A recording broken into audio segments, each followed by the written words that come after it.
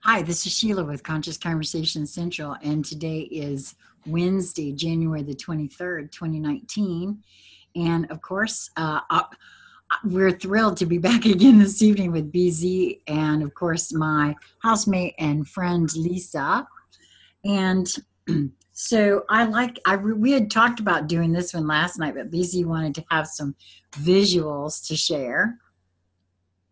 And I actually, honestly, except for the second half of this title, it came in very quickly. Send an invite out into your environment. See, watch, and feel for the RSVP.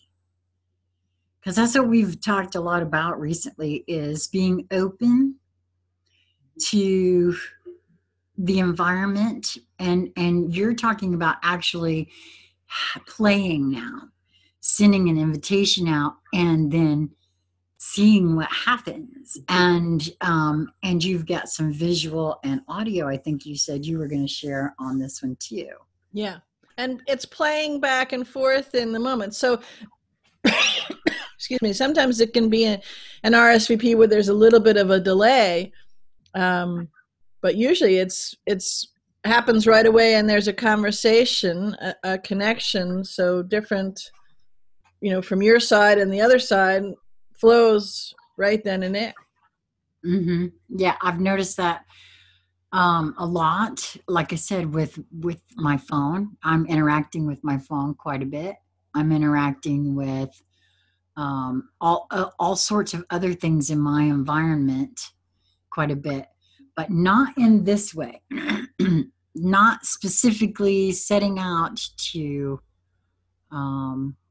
play or send an invitation out. I think we all do this in an unconscious fashion because everything is interacting with us anyway. So to some degree, there's invitations going out. Whether I'm aware of them or not, is a question.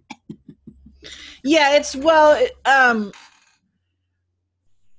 one way to say it might be telepathy. To me, it's tuning in and connecting.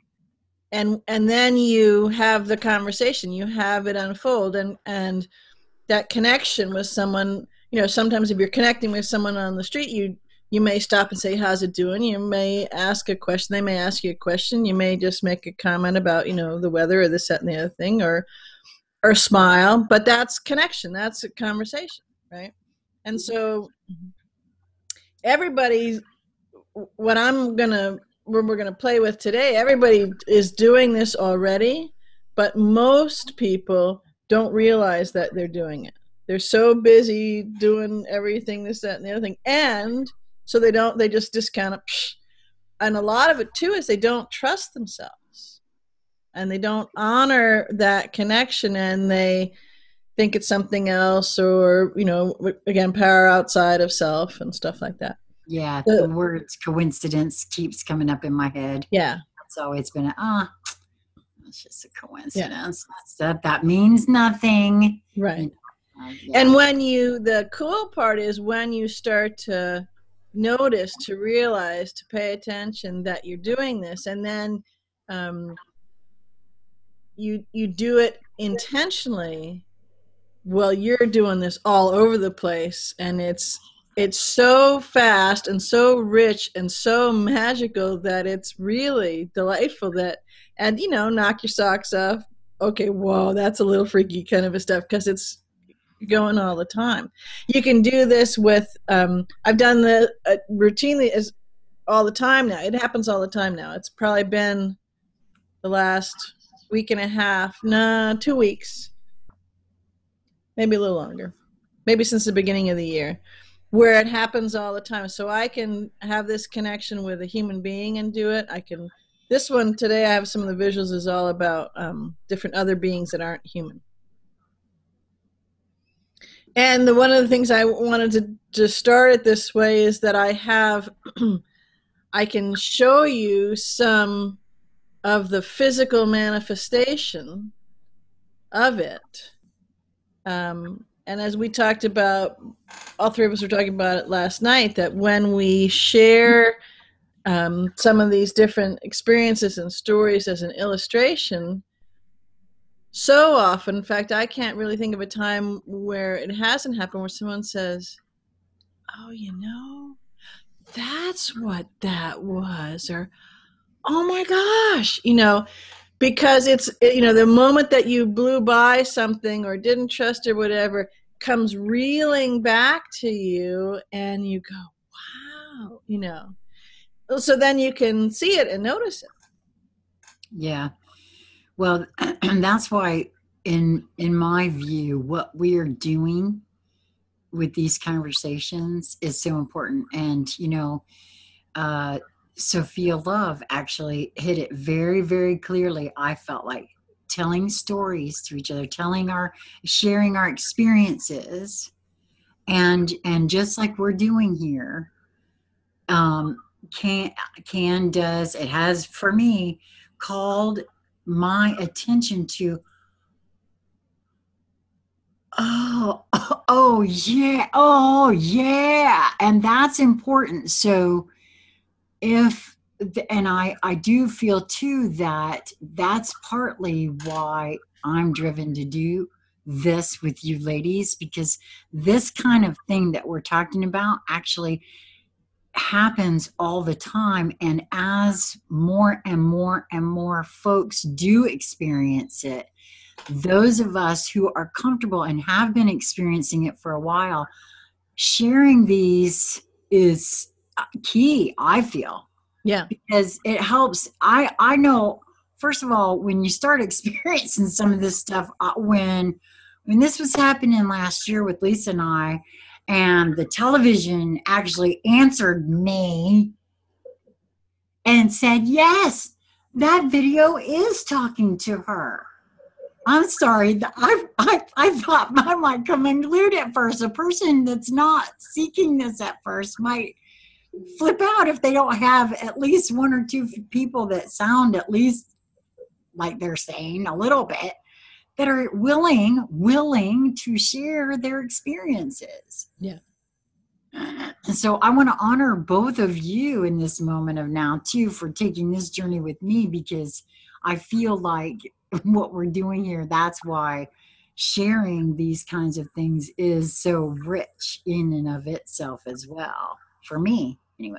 So. Yeah, and the other thing, seems a lot of people like tools and kind of steps and stuff, and the reason I like it is because especially when an experience is shared with the intention of an illustration. So not this is how it's done, not, hey, you got to stand on one foot or this won't happen, or none of that.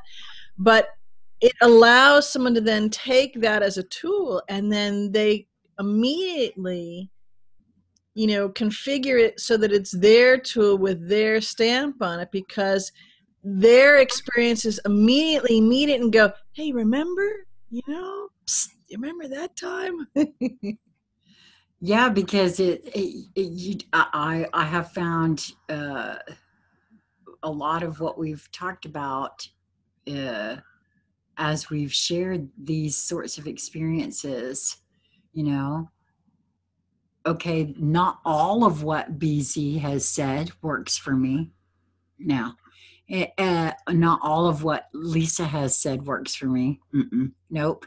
But having these conversations and being open to hearing them, your own experiences, and trying some of them on for size has helped jog other things and little bits and pieces of that has worked. Oh, I'll take that piece over here and put it in my soup, because that works really well for me. Mm-hmm. And this what we're talking about now is not only I'm viewing this more as playtime fun now too. Yeah. Well, you talked about not everything, something has worked. Well, at the same time, you can say the act of sharing and encountering was the working. you know, that worked. And that's what I'm talking about. You meet it. Yeah. And that jumps you off on whatever. Yeah. You know what I'm saying? Yeah. No, exactly. Yeah. It's not a domination of a thing. Right. A being, a situation, whatever it is. Yeah. The co-creation, cooperation. Yeah. Yeah, absolutely. That's exactly right. So in that moment where that connection and that subject to one another, it's bing, you know, and you do the magic. And in the sharing, the other one has magic going because it highlights, you know, something else for them. Yeah, exactly. Right this second, I am. Feel nice. I know. I'm taking it. So, well, this conversation is there is energy running so fast right now. I feel very, very cold in this moment of now. mm-hmm. Yeah. So. So I'll show a few of the photographs, and then there's, I think it's 6 seconds of video. And I just want to start by saying the way that I do this is that I'm out and about, I'm playing, and these in particular when I'm out with Keegan Waukee and I happen to have a camera. And this happens otherwise, but this is the way I could actually capture them. And so I'll see another being. It could be a bird or whatever. And I'll be completely connected with them and tuning in, not looking for anything, not, you know, there's no attachment other than complete open heart on my side and connection. And then I'll have the conversation out loud because I like the toning of it, because that helps me to center my energy of it. Yeah. Do you mind if I ask you a quick question about that? Uh-huh. Because this is calling to mind an experience that I had with a mouse. So when you say that you're connecting with the being, and then you begin toning, so you are speaking what you're feeling and thinking to the being, correct? Yes, I'm toning it.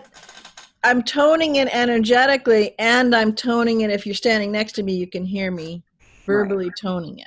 Right. And I'm hearing and feeling the same. Well, occasionally it's audible, but I'm hearing direct communication, so I can hear the heartbeat of the other. I can hear it, and I can feel the different things, and I can hear what. So here's another thing. Just I don't want to go a lot into telepathy, but when you hear my voice now, you don't hear the words. Your brain transmits the frequency that those are and puts it into the vocabulary of your language. That's why, you know, it makes sense to different people depending on what language, because it's the way you process, decoding. You're decoding the toning of my voice, and you're putting it into the language. Does that make sense? Right, yes. So I can, you know, we all can. I'm just sharing what I can do in this moment. So when I do this, I'm receiving that frequency, that information, the same as I might be hearing my own voice, and I'm decoding it. And so I can hear the other being communicate back with me. I can hear words. I translate certain of the frequencies that come in into words. And into, like I said, other frequencies that are movement and color and sounds of the heartbeat or wings or any of those kinds of things as well. Right. I can because that's all data that you're allowing. Because you are open and receiving of. Okay, I get that. Right. And if there's a couple of different birds, right? So beings there, and they may be the same species, they may be different, but I also know which particular one is connecting with me. So if I'm, and I'll show you in a minute, if I'm looking at something and there was there was a flock of geese, and I was just looking, and it's one of my ways of doing meditation. I'm just completely present with everything there. And so there might have been 100 of them. And I'm having this conversation and picking out, focusing on different ones. And then I hear someone say, hey, I'll play. I'm focusing over here and I'm looking really intently, and I've got a long lens. So I'm really looking intent. That's magnifying my connection. And someone says over here, I'll play.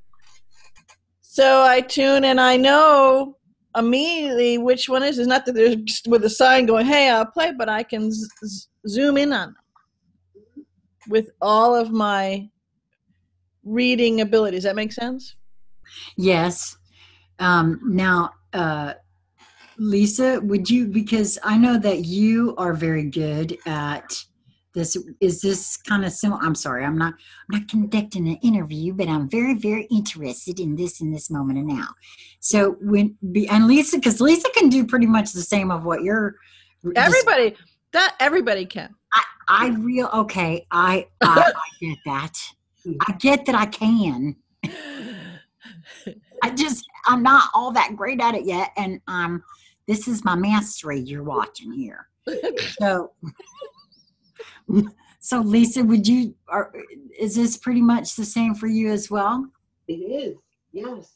Okay. I got access to this level of information slowly over time because I wanted the connection. And so yes, the heartbeat is one that I feel. The breath is one that I feel. The emotional body, like the state of being, the state. I'll put it that way. I don't know how else to describe it. That's all available in that tuning in, connecting that BZ is describing. Yeah. Okay. And right. Do you decode some of that information? I'll just describe it as when you decode some of the information, do you hear it audibly? Or do you hear, I'm just using that, do you hear a word, do you hear a phrase, do you hear something that you're interpreting into that? I do. It sounds like my voice. It wouldn't be an internal but a dialogue will come forth. And it's like when the trees like to communicate with dialogue. If I tune into a tree in that way, where I'm just sort of trying to feel what it feels like to be a tree, let's describe what I'm doing in that fashion, where I'm just tuning in with it, maybe imagining what the tree might be feeling, and connecting in that manner.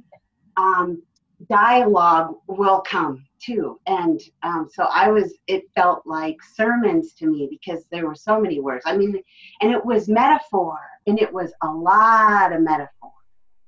And the first thing that trees told me is there is only one tree. There is simply tree. That took, and then now I'm learning that scientifically we can almost prove this fact. So tuning into a thing gives you the availability of a whole ton of information. And so just because trees don't have voices and don't tone in that way normally doesn't mean that connecting with their energy doesn't provide that amount of energetic information that somehow, I don't know how, I am able to decode, and a lot of it was metaphor.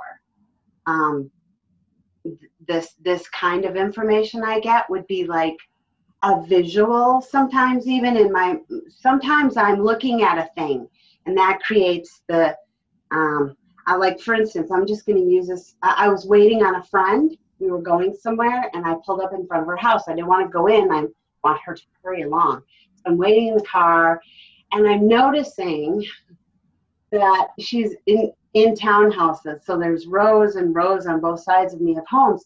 And I saw TV in every single window, and I saw the same program. I saw Seinfeld on every television. And it was just, and I just noticed it. And in my just sitting with all of this information, like I sat with it, I got a whole metaphor of how this was humanity's attempt at reconnecting self. And I got in a 5-minute span waiting for my friend, I'm tuning into, my environment. I received an entire message and metaphor about who I really am and how things were. I mean, it was just this huge amount of information that I began to unpack sitting there in the car when they were showing me, because it was big and too big to tell right here. But what I'm saying is there's so much information to be gleaned by simply sort of being with it and tuning in that fashion. Yeah, it's all ready to behold for us, and when we stop messing around with what we think is so important and isn't important at all, then oh my goodness, worlds open up. I mean, talk about communication, talk about good conversation. I just had the best conversation. Well, yeah, we haven't had really good conversations until we start to do this. And you talk about metaphor and that the information is coming that way because that's the closest thing to the language of light that our brain, can parse it as. Yeah. Wow. Okay. Well, thank you both for that. So focus and attention and practice, which I prefer to now call it play.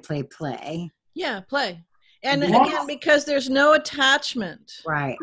You're just playing. If you're being there and you're playing and you're, kind of going like this or just soft eyes, everybody will find the way that we're all doing the same thing. We'll just describe it in different ways because the nuance of how we do it is all slightly different. But Right. one thing that is not happening is, until perhaps when you get more fluent in it, then you can be more direct. Like if you're in a situation and you need to have the information right this moment, you can do that. But what I'm talking about now is as you get to begin to converse, you begin to notice it, and you're not fluent yet. If you have an acute situation, you can. But I'm talking about when in the natural flow of it, there's no attachment to it. And I'll explain this in some of the pictures that'll go that way. So these weren't all taken on the same day. This is over a series of maybe, I don't know, a week and a half, 2 weeks.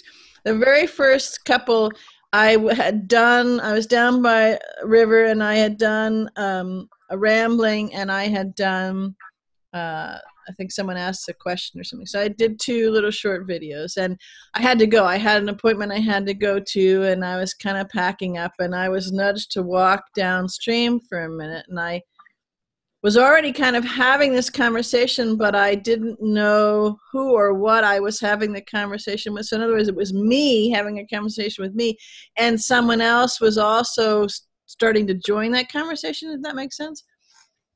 So part of me said, well, yeah, I got to go. And I said, okay, well, I got the nudge, so I'm going.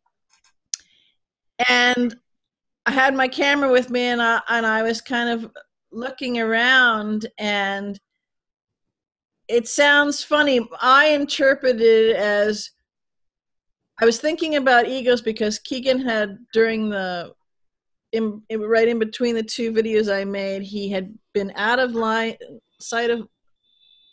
sight vision and he yelped and I said, hey, loud in case there was something around. And anyway, so as I was walking this way, the thought came to me, and this is what I'm talking about, interjecting into my conversation with me, because the thought came to me, which was my reading of what this other being was then. Was it an eagle on the shore that you yelped because you came around the bush and he was eating a salmon and went like this, and you were like, yikes! Anyway, so I started chuckling. I thought, well, that's an interesting thought. So I walked a little further, and I was just kind of looking on this side of the river, and I would have interpreted it as over here, as if someone's across the street or something, right? Mm-hmm. So I looked and I said, oh, hi. So there was a beautiful young immature eagle, probably a 2-year-old, looked like a 2-year-old with their foliage is, they're different. And so I started having this conversation. So I'm talking out loud, and I can feel I'm completely tuned in. I can hear the heartbeat. I can hear thoughts and feelings, and as Lisa and I decoding it different ways. And then I'm saying, I really appreciate sharing the river with you. And I don't know if you caught my my musing I was doing, because it was something around that. It wasn't the ego one, but anyways. And I said, I'm trying to get better at quickly picking you up on the camera when you're moving. I said, but you guys' wings are so big and the lens is long. Anyways, I'm going through this whole thing with them. And I said, I know you're really happy. And they're just sitting it's roosting in the tree. So perfectly at rest, not actually actively fishing or anything, just kind of being there. Not really in any interest to have some other being walk by and say, hey, I got a camera, could you fly for me, because I'd like to get a photograph. But that was kind of what I was doing. No attachment, no, it'd be nice, absolutely no intention of doing anything to scare the bird, right? And anyway, so I said, well, if you feel like flying, it'd be great, and I'd love to get a shot of you coming right down the middle of the river, and I'm about 10 feet high, because that'd be good, the things. And anyway, so then I let that go and having a conversation. And again, it's two-way. And then I said, oh, I got to go. I said, well, if you wanted to fly, this would be a cool time, because I got to go. So, no, okay. So I walked down the river a little bit, and I started to pack up, and I left my camera out. And it's like I heard, and I had kind of stopped my connection, my in-depth conversation with the ego. And then, as if someone was, when you finish a conversation and then they're still in earshot and they say something and you look up. So I looked up and I connected again, had a conversation, and I said, I've enjoyed this time and I'd love to connect again. But I really do have to go again. If you feel like flying, this is it, because I got to go. Okay, well, bye. And I started to undo the lens so I could pack up the camera, and very clearly said, oh, let's play. So I redid the lens on the camera and thought I'd walk back down that way. So I stood up and started to walk towards the river, and then just stopped, because it was focus was what I heard. So I focused in, and then it was be ready. So I put the camera towards the, let's see, I got to do this first.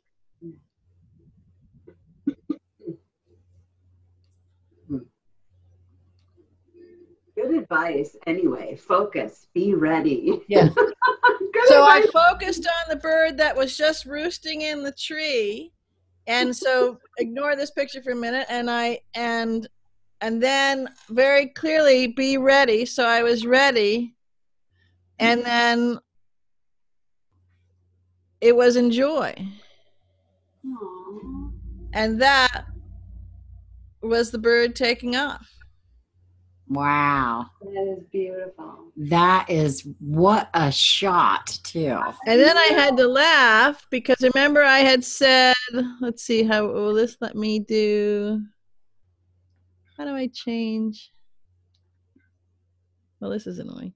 Remember, I had gone into this whole thing about, you know, about mid length in the about here, and all right, okay. The bird proceeded to go at the height and in the direction, instead of going that way, because that was more the way that it was facing it. When you see it leaping, it turned and went the way I had asked it to, downstream at the same height. Whoops.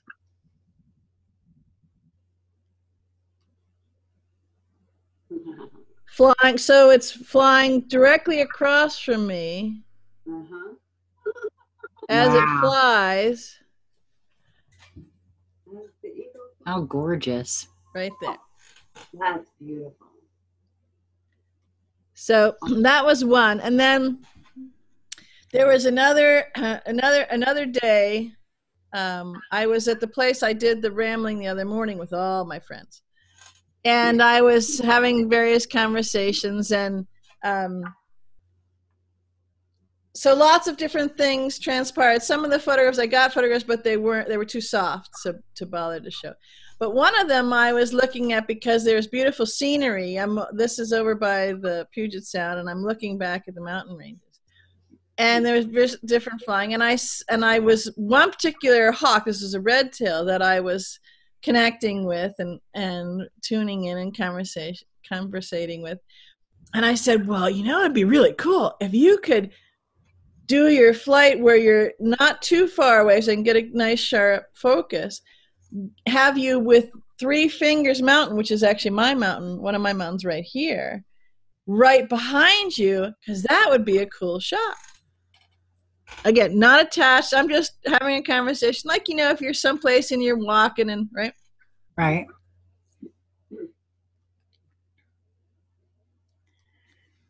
Oh, how I'm sorry. cool. So that's actually not Three Fingers. That's White Horse Mountain.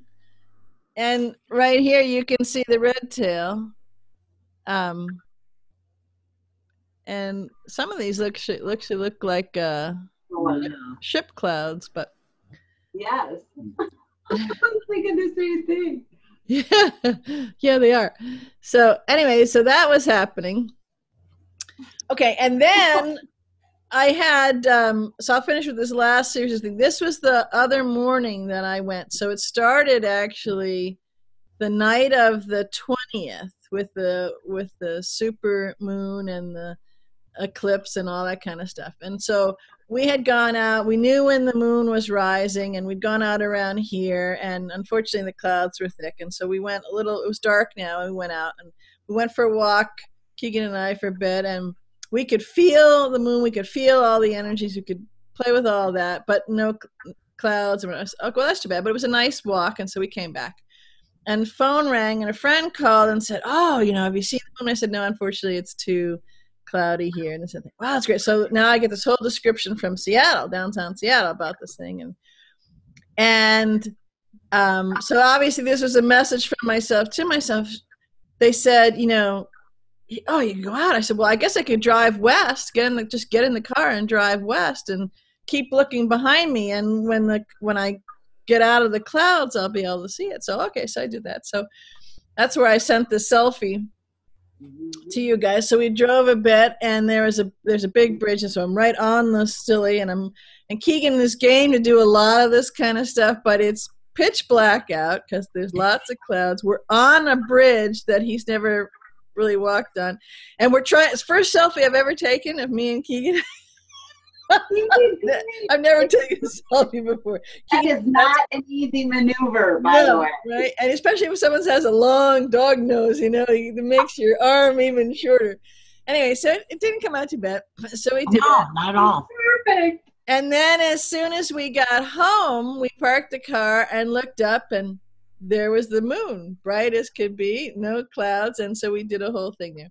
Anyways, so that started where in late at night, I was, in essence, chasing and connecting with the moon. And I thought, oh, well, I'll just take a little nap, and then I'll get up at, 5 or 4, because it was already midnight or 1. And I'll go west to the sound. So, and my intention was to be fully connected. I thought, well, wouldn't it be cool? I can see the moon set and the sun rise and hang out with all of the environment, you know, and have conversations. So that was my intention. And this is how it unfolded. So this is interesting because I'm not certain how that if that I felt another sphere there, so I don't know what that is, but it's a picture, so there you go. Well, you know what, skeptics will say it's lens flare, but it feels different than lens flare to me as well. Yeah. Well, and lens flare would be at a different angle, but because it's pitch black out, except for that, you know. Yeah. Well, it doesn't feel like lens flare to me, but that's, you know, what do I know? Yep. So. Anyways, kind of interesting. So then I was going a little further down, and you know, in between, I'm completely enmeshed in everything, hearing the trees breathe and all of that. And then I come to the part where there's some swans. They're sleeping, or actually, I think they probably left the water and they come early to this particular field. And so this is where I was telling you, I was watching them and connecting with them. And I said, well, you know, because I'd missed one. I said, well, if someone felt like, you know, stretching their wings, and then, you know, that would be a fun shot. So this is the one that said, hey, I'll play. I was not looking at all in this one's direction. I was looking to the northeast of it. And so I had to turn my body a full half a rotation to fall back. And then a little while longer, more conversations. This one said, I'll play. Whoops. Wow. And I laughed and I said, okay, so that was, you know, I'm not going to give you a full stretch. I said, but I like it. It looked like one of those ship clouds, the way that. Yeah, it does. Yeah. It's perfect. So these are the trumpeter swans that yes. we were hearing in the rambling, correct? Yeah. Right. And then remember I said about, so I'll just go through these quick. I said about the sunrise, right? Right. So here's the sun is starting to rise, and the clouds are there, but it's absolutely shining through, and you can see my friend swans there. Yeah. So perfect. And this gives you a view where I pull back and you can see more of where I am. Yeah. Wow. And then this is the moon setting. Oh, that's so cool. So the other pictures were facing east, and this is facing west over the Puget Sound, and that's the moon just getting ready to go down. And that was the only shot. The clouds were too thick. I couldn't get any more shots. And I see that it was also still a bit tinged red. Yes. Yeah. Yeah. You know, so I bet it was pretty bright when it was. Yeah, it was gorgeous. On. Yeah. And you know, I had to kind of. We had too many clouds here, really. Yeah, it was a beautiful red. So then the rest of these are just where I'm, again, communicating and I'm thinking about things I'd like to see and enjoying what's going on and connecting with a particular bird. And then, you know, the photographer is saying, what, you know, it would be cool if I could do this or that or the other thing. And oftentimes these hawks, they're in their environment and it's their environment. They own it and they're commanding it. And so they're not particularly looking at me. So they're looking out, usually at least profile to me or completely away from me because it's morning time and they're ready to hunt. Right. So they're watching there. So this one turned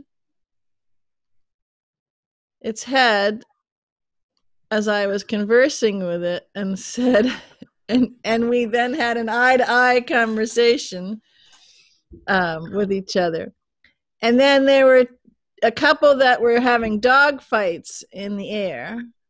And again, as I was watching this playing, I said, oh, well, that'd be cool if we could get a dog fight in front of the mountains.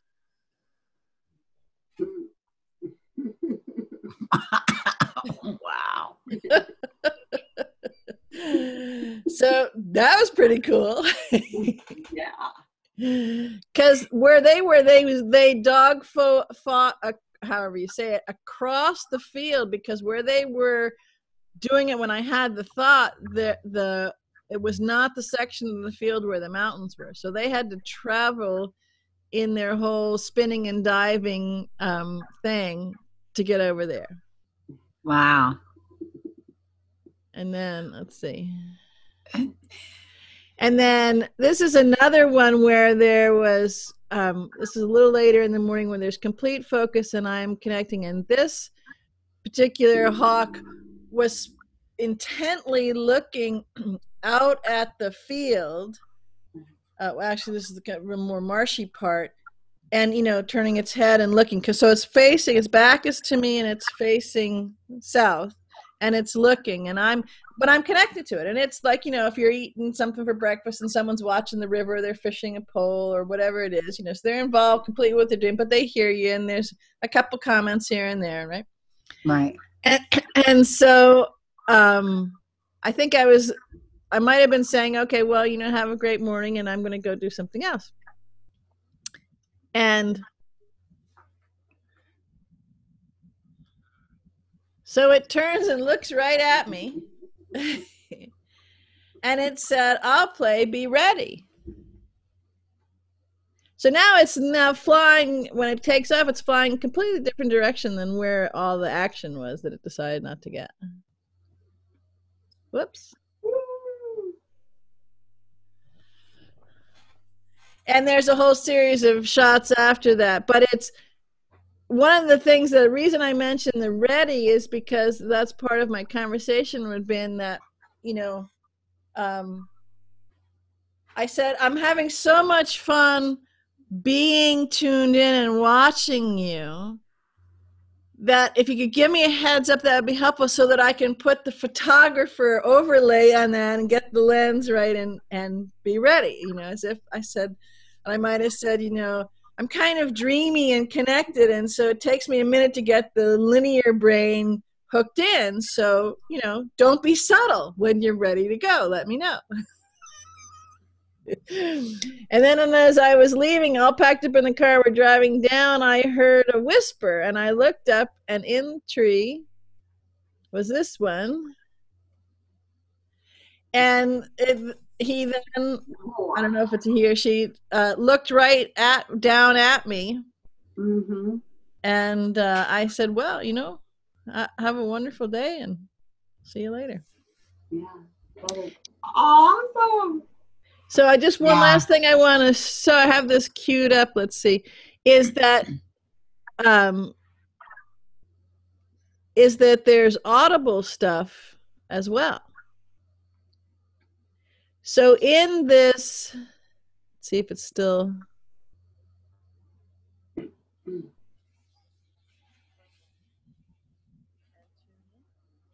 might have to turn your volume up. Yeah, because we can't hear it. Yeah, well, I'm not sure how to.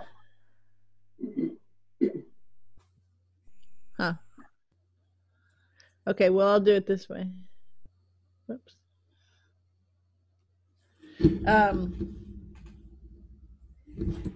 So sometimes you can hear it. As soon as I can find the minute mark. So sometimes you hear it out loud, and there's communication. It could be a horse whinnying. It could be a horse go, different things. So, and this happens with people all the time. Of course, they don't whinny, but so for Some do. Yeah. I do. So when you start to play with this, you'll feel and have an experience, and you'll know, because you'll learn to trust it, that this is direct focused communication, as if just the way we're talking, and someone asks a question or this, and you're conversing, and so someone puts in different parts of the conversation, right? And if you think it's sweet, well, cool, then you probably not interested in watching this kind of channel. So it's all good.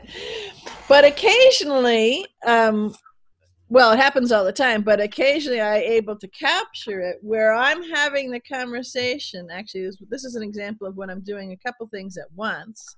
So I'm on camera and I'm connecting with the camera and what I'm doing and fully in tune to that. And since I'm being, multi-locational consciousness, I'm also talking with the group of swans that I can hear behind me that are flying in my direction. And I had said, well, it would be cool at the right moment timing to give a shout out to everybody on the Rambling.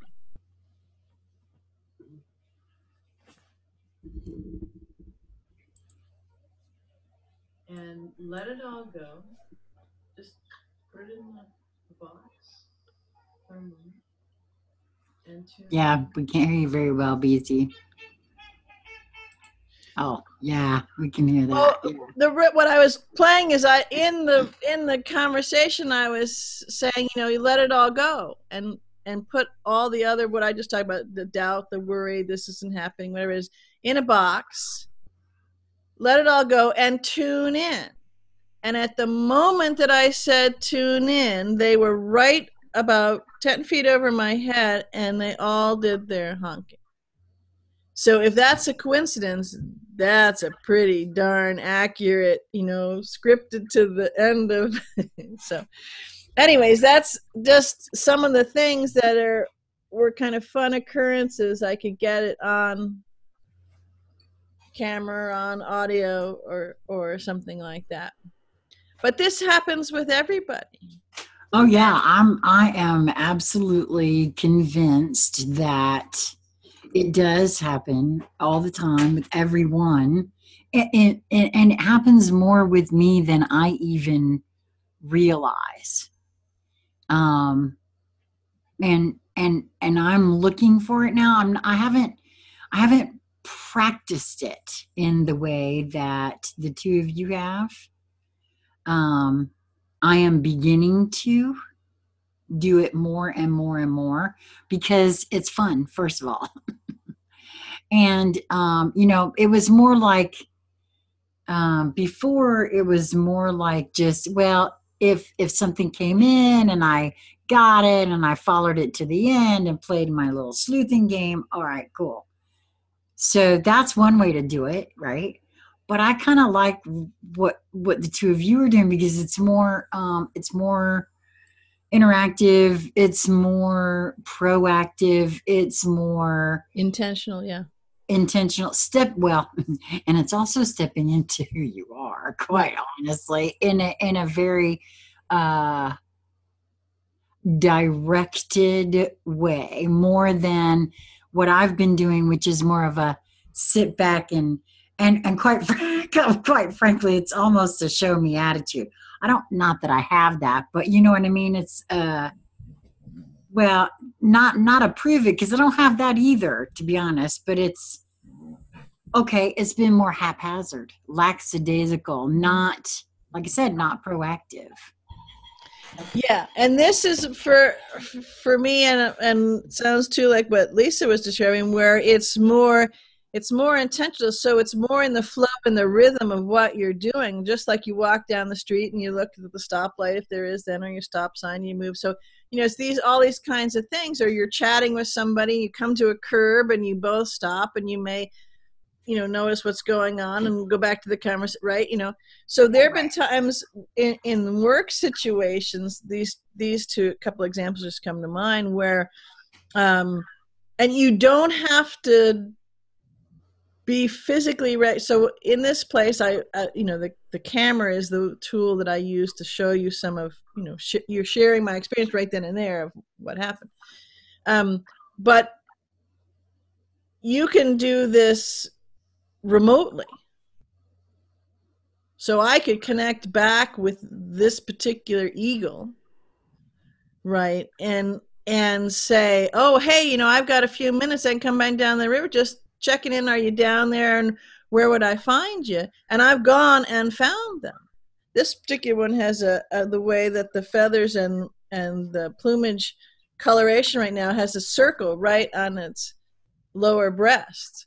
So it's, there's probably not right in that particular area. So I can kind of connect up and then go, but I can do this with people too. So example, last week there was a couple things that were going on with work, and I had asked some people to do certain things and I hadn't heard back from them, and it was a little frustrating, that I hadn't.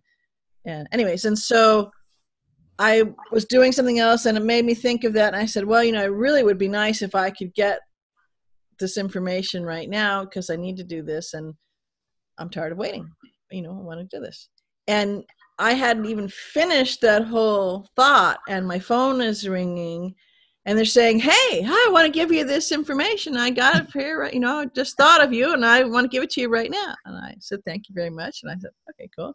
And then, so this happened for 3 other times. So 4 in total inside of 2 different days, where it was a really important piece of information I needed for the job. I didn't pick up the phone. I didn't send a text. I didn't do an email. I just had the conversation out loud. But again, no attachment to it, just as if, you're taking care of things at work and stuff you got to do before you go out to do something else. And every time there was right on the heels, as if someone was there and you finished talking and they said, oh, okay, great, I'll do this. Or, oh, yeah, that's good. He mentioned I got the stuff in real time. And they're nowhere near me to do that. So this really feels like, okay, so I'll say it again, tool alert. It is a tool in developing it's the wrong word, I feel, but really what we have all thought of as telepathy. Because this is a connection. This is it's more than that. I get that. It's a very poor linear placeholder, but it's interaction with everything around one. And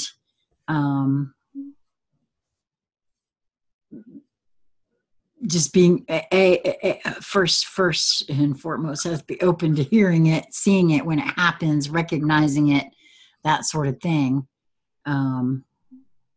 is important. I guess that's a good place to start. But the two of you are really very good at this. It's clear to me. I have another situation I want to throw in here really quick. Along that line, I'm glad you brought that up, BZ. You do it with everything. It's a state of being. It's a way that you exist. Yeah, it's you just flow that way. Yeah.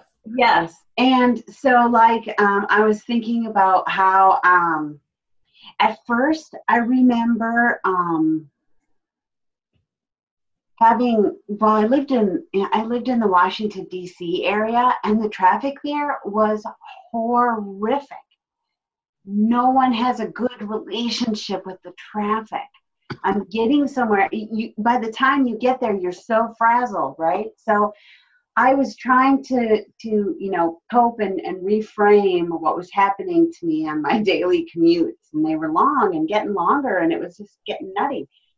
So I was just tuning into my own state and how I was holding myself in traffic. And I noticed that traffic shifted for me when I shifted my state. Okay, so it went from, really just focusing on staying calm and breathing and feeling centered, and no matter what was going on around me.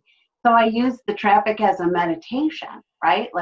This is a great opportunity to use this scenario to allow me to exercise centering, right? And so then after a while, I was really grooving driving, because it's really, what I was craving was more meditation time. But okay, so I thought driving was the cool thing. But what I remember evolving into, now I'm driving and I'm in meditative state, right? And naturally, what I begin to do is communicate with the traffic. So I don't see the traffic as outside of me, but inside of me. And so now I'm talking to the traffic. I'm loving the traffic.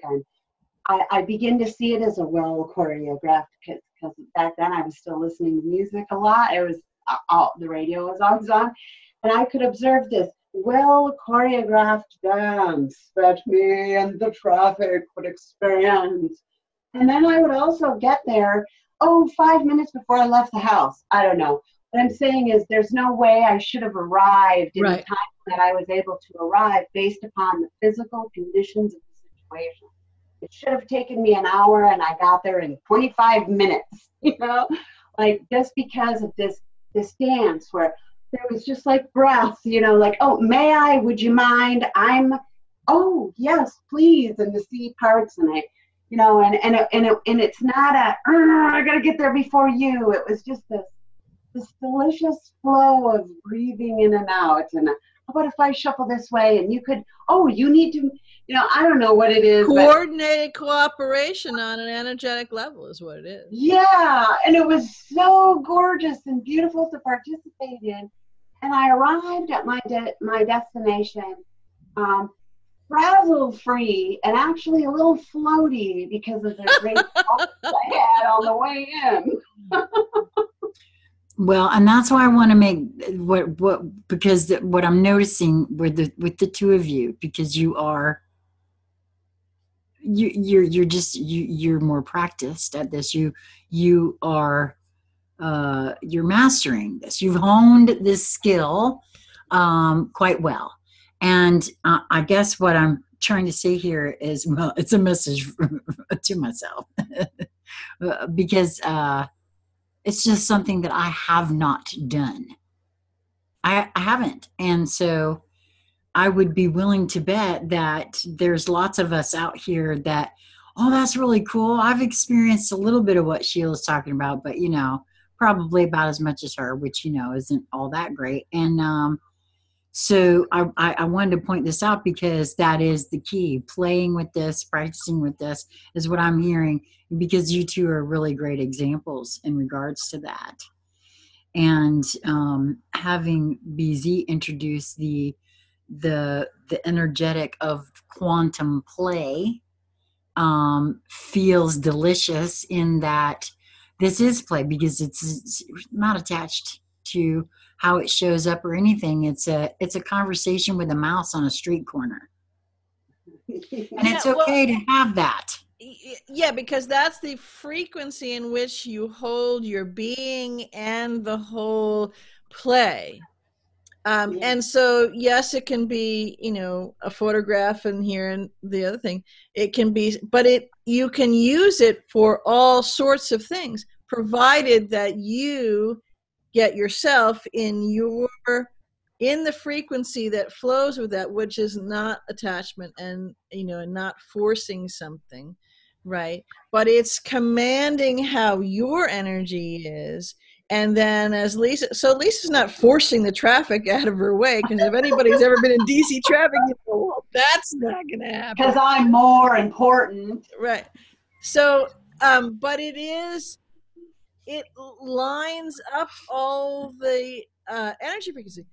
A simple way to say it is that nothing is as it seems, and the way that we think that things work and we go through is utter and total nonsense. And that's a polite way to say it. And the fact that we're small and, are at the other end of the stick or the thumb or the boot or whatever it is of others is utter nonsense. Does it feel like that sometimes for both of those things? Yeah, you bet. And so look in your own backyard, because, that's the way it is. So you can use this for, I use it as play, because when I'm on a mission and I can be, kicking ass and taking names and busting butt or whatever, or getting my ass taken, whatever it is. It's play, because that's the way I hold it, because that helps me stay in that frequency. Right. So I can do very specific things with it, with outcomes that I am meant to accomplish with it, and have lots of fun with it. And you can use it in everywhere. So, one person had said, well, I love seeing your ramblings because I can go someplace with you, but I don't have time to go to work. Well, great. Then use this at work and change how that works. As Lisa used it for work, getting to work, commute, with the commute. So again, you'll find too that as you do this rationalization, and I have to be realistic, and I only have time for the important things, the work things, the this things, nothing. We'll turn all of that completely on its ear, completely on its head, whatever your euphemism that you use for that, because you'll start to realize that all the things that you thought were important, or that were urgent, or that had that weight to them, do not at all. And everything else falls by the wayside, and then you choose. So you resort and sift everything, and from an open, expansive state, you then choose the intention, and the other things take care of themselves. They fall away. They're not necessary. Other things happen. So there's so much more flow over here that these things aren't in your scope. And it's one of those things that you can give, and it is helpful to give, little illustrations, snippets of things that happen to illustrate that. But once you start playing and noticing what your play is, you can go from either I don't get this, or I kind of see this occasionally, or I think once maybe there was something that was kind of like, but I don't remember, to, oh, I see. It's like pulling Excalibur from the stone. It's almost like, and this is just a linear way to put it, it's almost like you're standing on a line, and if you're over here, kind of, sort of, sometimes, maybe, or that's a crock of shit, anywhere over that line over here, to, you're on here, and you're kind of, oh yeah, this is, oh yeah, cool, and you're standing on it, and then you're over here like, yeah, and it just, and you one way to describe it, you forget how you do it because you just do it, and it's so easy. And why would you even think about how you do it? Just go do it, because that's what you do. Does that make sense? It's a clear demarcation. Yes, I can feel that, because there are a few things within me that I've experienced exactly what you're stating there. And I think everyone can relate to that on some sort of a level. Yeah, well, a good one is where you're, sound asleep, and all of a sudden you dig into something, on the truther side. So maybe how, I don't know, pick any of the things out there, pick one, and you're just like, clear as a bell. And so now anytime that relates to that, you can see it, and it's so obvious, and someone, maybe it's a partner, maybe someone in the same house with you, can't, because they haven't crossed that threshold. It's an energetic threshold. Yeah, that's a really good way to put that, because a lot of folks are experiencing just that specific exact example thing right there. There was, I was a couple of weeks back just on this great example of this particular thing. Someone had tweeted that they spent a bunch of hours in the night red pilling their boyfriend, and then they went to sleep, had a conversation, and he was receptive at that moment. Apparently hadn't been before, and the stars aligned and all that was right.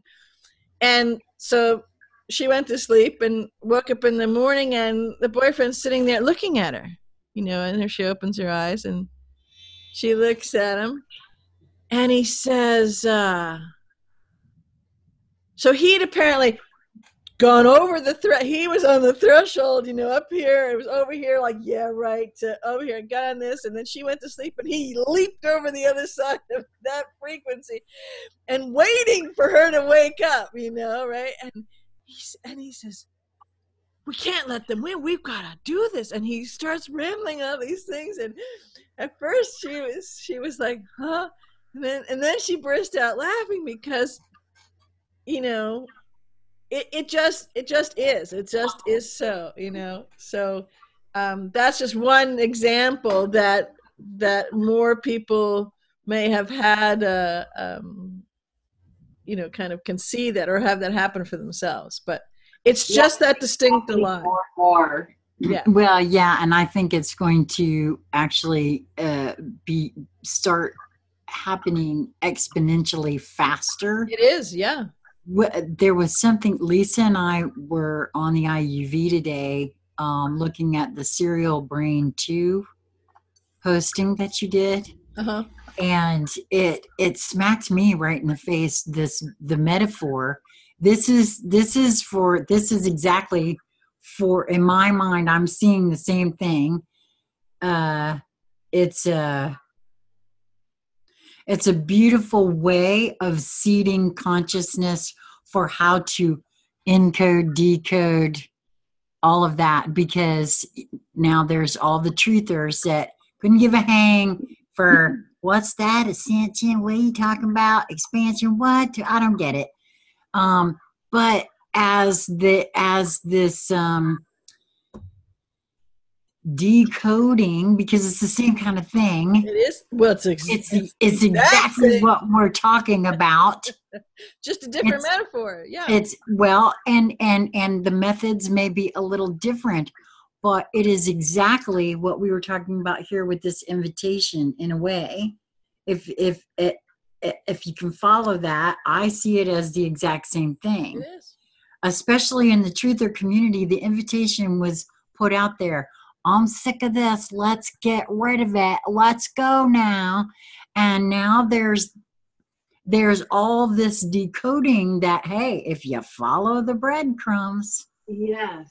And it's a beautiful illustration, if you will, of the multidimensionality of everything. Yes.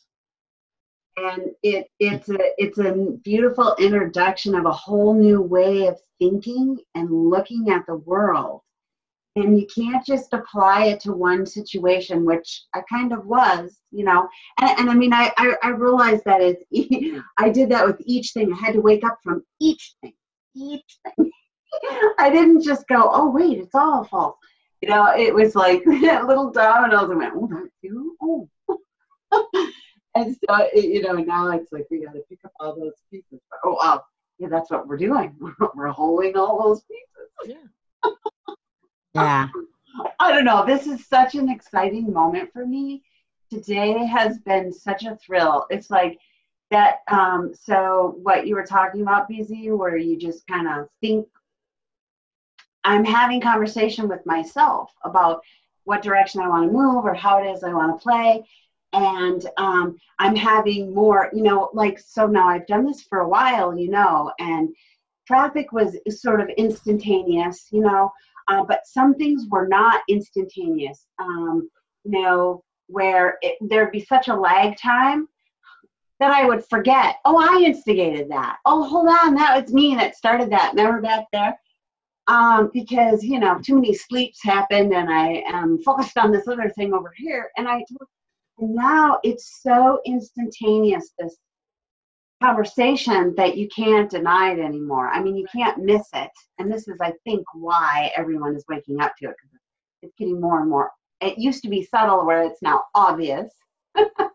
Well, and more so and more so. Again, here's the quantumness and the multidimensionality of that, because you're transmitters. So as each being does and plays with this more, it reverberates out into the consciousness, which, hey, expands the consciousness. So if everybody's playing and then you keep saying then get out there and raise your consciousness, baby, because that's how you get there, you know?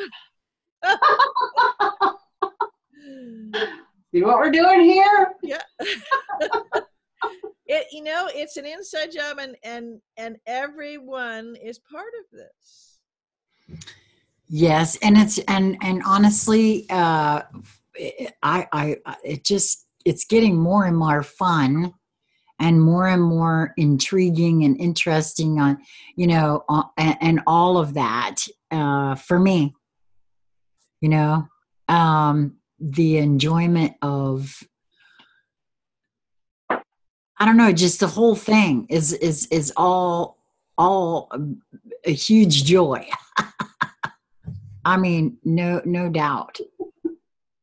So just wait, there's more. Sometimes you know what? Apparently, I have to slow it down sometimes, because sometimes I feel like I might burst right out. Right.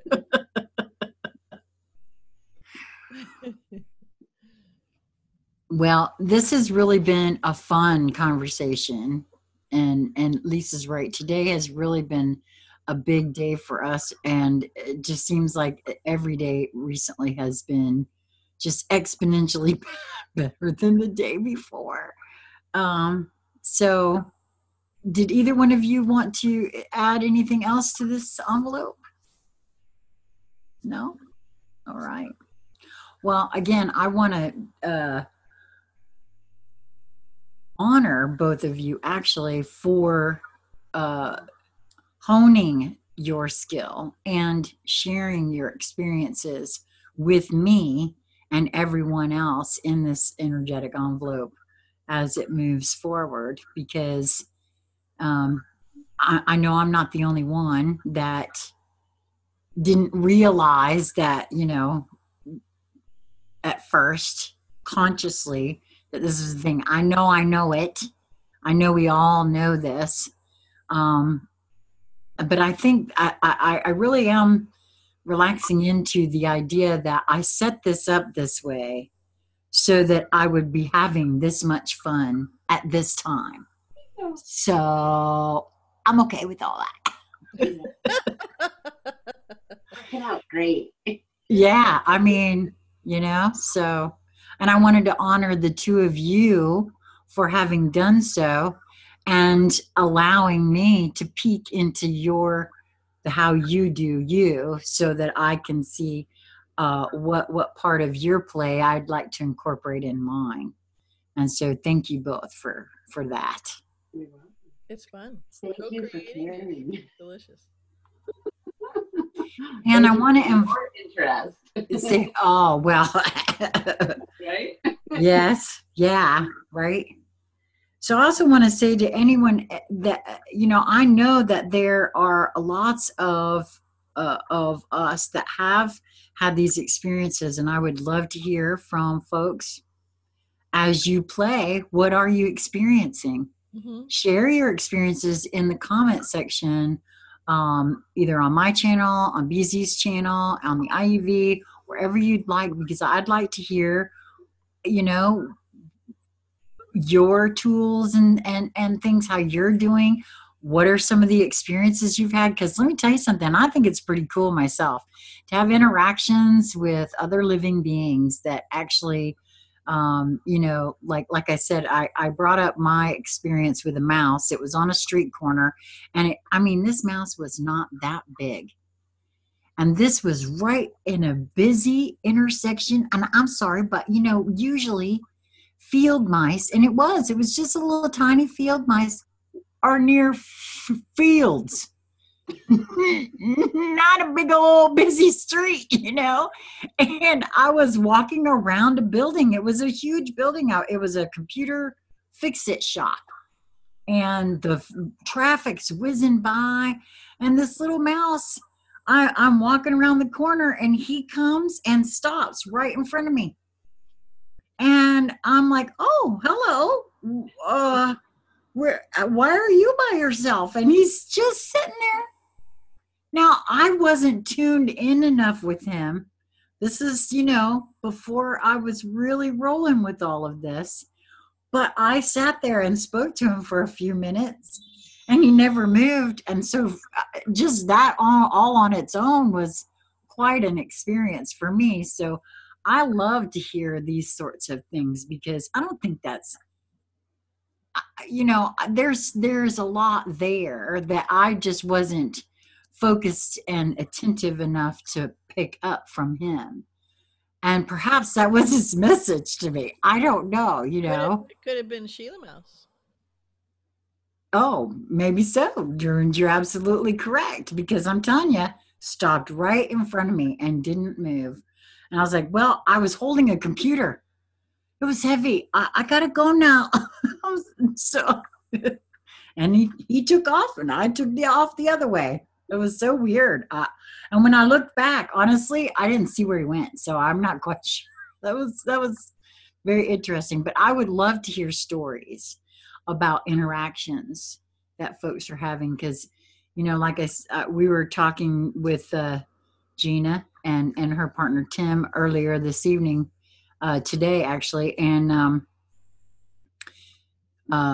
Sophia Love intimated this as well. It is, these are the kind of things that help us all get our juices flowing, I guess, sharing this sort of thing. So I'd love to hear more from all of you guys out there. And that act of sharing is trusting oneself. So it's another way to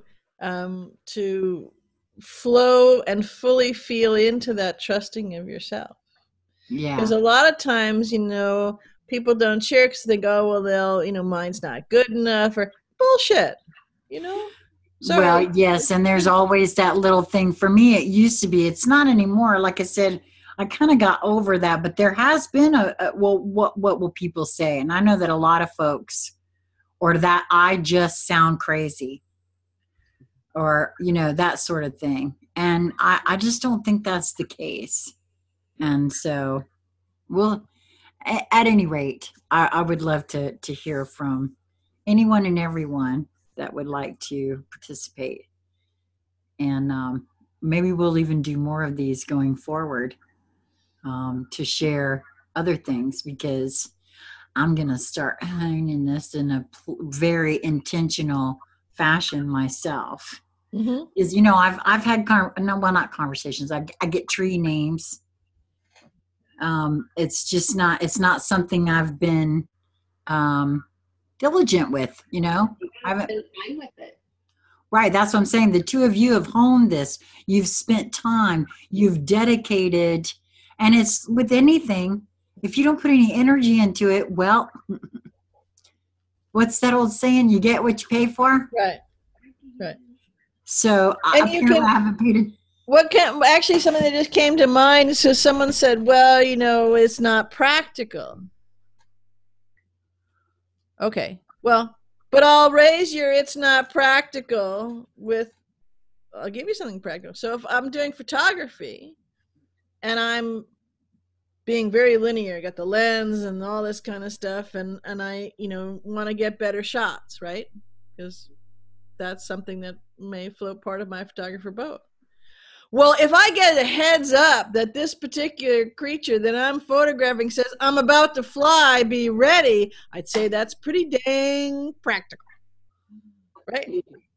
Well, Lisa's example is pretty daggum practical too. Right. I'm sorry, but okay, so you want to tell me that it ain't practical to get somewhere in 25 minutes as opposed to an hour? Right, and unfrazzled, so yeah. And yes, and unfrazzled. And there's more things like that, actually. Well, again, it's one of those, the frequency of the practical in that sense is the old groove, the programming, all that kind of stuff, Well, and you're exactly right. That's where it's at the behest of us to shift all of that and realize that there are no limits. And we shift the focus. So I mean to start to get us off of that, but that was just an answer to someone who said that. Right. Well, for some reason, I just heard someone also say that pet people know this already. Most pet people have communications and with their animals in multiple ways, and it's a two-way street. And so my thing is, maybe someone out there is like, well, I don't communicate with my pet. There's a play opportunity. Right. Lose your keys, ask your pet. I mean, why not? Right. Play. There's all kinds of ways. So I love this. Thank you so much, both of you. And we'll have of course, all the usual things in all the usual places, so you can get in touch with any one of us that you'd like. And be sure, I'm going to start saying this a little bit more often, be sure to like and subscribe if you feel so led, whether it's on Conscious Conversation Central or if it's on the Quantum Playground. And until next time.